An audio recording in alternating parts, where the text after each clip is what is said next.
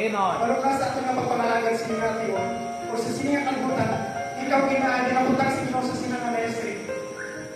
Hindi ka makahambal kasi hindi experience ka. Hindi ka makahambal kasi may sumon ka. Hindi ka makahambal kasi mangimaalam ka. Nakabalo ka sa tanan. Kabalo ka mga utol sa sininga ito, wala na pagpangasaligan sa ato na pagkinabuhi sa paghimo sa malabog sa inyo kundi ang kahulan sa inyo. Hindi sa ato na pagkinabuhi sa inyo kalbutan, in the ministry without the power of God and the presence of God, we are nothing. So, kabalukan, huwag ka ma-accomplish mo kaboy kung magsalit ka na sa mga kayo. Nami man nalaman kayo, nami man kasi makabaka may experience ka sa ministry.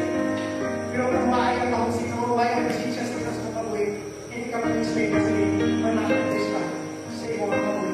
Kaya nga kung hindi pinaka-alako ka, makamagal ka subok na pamalalunan. Kaya dapat subok na Kristuhan, kaya kahimo lang sa bulaton sa inyo, pero kaya niya kalipatanan. Kasi ginaginaw sila ang kabuhi. Kaya kahuluyan si mga Kristuhan ng kabuhi, kaya sa simple lang ang mga bagay, kaya ginagtulong mo lang pala ang sakit naman ng bulaton sa inyo. Hindi na kaya nga kung kabuhi ayaw